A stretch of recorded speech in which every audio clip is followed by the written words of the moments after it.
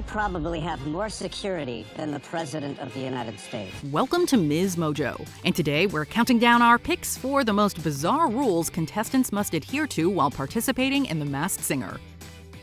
Number 10. Competitors must sport a designated top when not in costume. Anyone who's watched The Masked Singer will be familiar with those Don't Talk to Me hoodies. You know, the one you wish you had before your morning coffee. We had to have a hoodie on that says, "Don't talk to me," the entire time we're here. Executive producer Craig Plestis explained it's not just about maintaining anonymity, but also to make things run smoothly on set. Contestants will tend to be accompanied by someone wearing a Talk to Me sign, so it just helps avoid any confusion or accidental slip-ups. Additionally, participants are required to wear visors, gloves, and even avoid showing any leg to ensure full coverage. And if someone's body shape could give them away, they can just layer up. Number 9. Contestants cannot bring the costumes home with them. Those all-covering outfits prove useful, especially since the costumes can't leave the lot. You wouldn't see pineapple catching waves, llama trotting down the street, or egg browsing the dairy produce at your local grocery store. Plestis essentially wants to avoid scenarios where, let's say, Neo is giving an interview from home and some eagle-eyed fans spot a little cow print in the corner of the shot. According to panelist Jenny McCarthy, they don't get to keep the costumes after the show either. This is going to be hard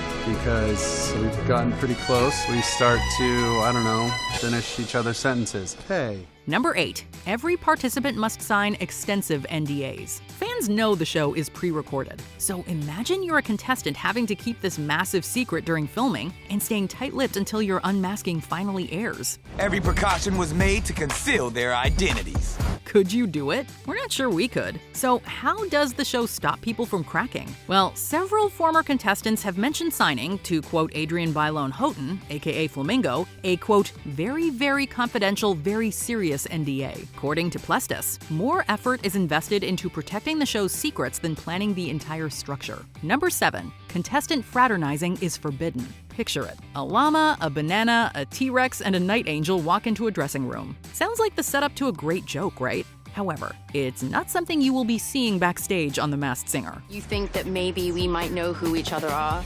We have no idea. Drew Carey shared that when he signed up, he thought contestants would all sit around chatting until showtime. However, in reality, contestants are isolated, and if they cross paths, speaking is off limits. Number 6. No pre-recorded vocals here. There's been a lot of speculation over whether or not the contestants sing live. Plestis insists they do, but backing vocals are sometimes added later. Also, they only have one shot to get it right. Indeed, Rob Gronkowski revealed that after he flubbed his lyrics to Good Vibrations, there was no do-over.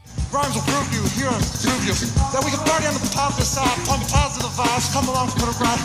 Oh no! Plestis acknowledged that singing in a mask certainly poses quite a challenge, which was considered during the design process. However, singers wear in-ears and can opt for head-worn mics, in case you were wondering how the sound isn't muffled by the masks. Number 5. Contestants are required to conceal their identities during rehearsals. During rehearsals, contestants must maintain their anonymity. Whether clad in full costumes or those Don't Talk to Me hoodies, their identities remain totally concealed. I have to Google myself just to remember what I look like. Most staff members, from writers and directors to dancers, have no idea who's on any given season. They get to play the game like the rest of us. Can you imagine rehearsing with someone like bee, gnome, snail, or flower, only to find out months later who they really are? Our minds would be so blown that we'd still be picking up the pieces by the next season's premiere. If you're a celeb considering going on the show, better sharpen those time management skills. Rehearsal schedules are tight to minimize contact. Number 4. Competitors can't roll up in their own wheels to the set.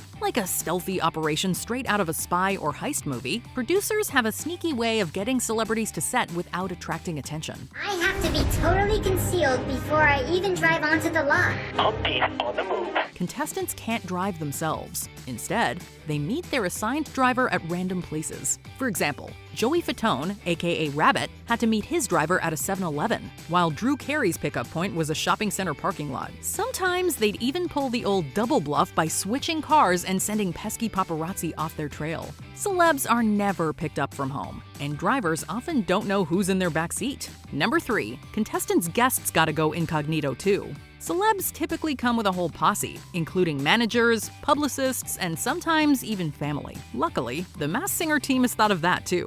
Not only are the contestants' entourage also expected to sign an NDA, they also must go undercover as well whenever they're on the lot. Even their friends, family, agents, and managers are disguised at all times. As Plestis explained, this is LA after all, and the Hollywood pond isn't as big as we might think. Number 2. Competitors are under a strict Zipit policy. Backstage at The Masked Singer, you won't catch celebs gabbing and blowing their cover with their voices. They don't talk to anybody, and nobody talks to them. On stage, their voices get warped, but behind the scenes, it's a bit more old school. Got something to say? Whisper it to your assigned producer. Sometimes they even break out the trusty whiteboard. Let's just hope nobody recognizes their handwriting. You don't use your voice, you just give a thumbs up. Meanwhile, contestants are only ever called by their character names. Number 1. Participants must consent to rigorous security monitoring. We've seen just how seriously The Masked Singer guards its secrets.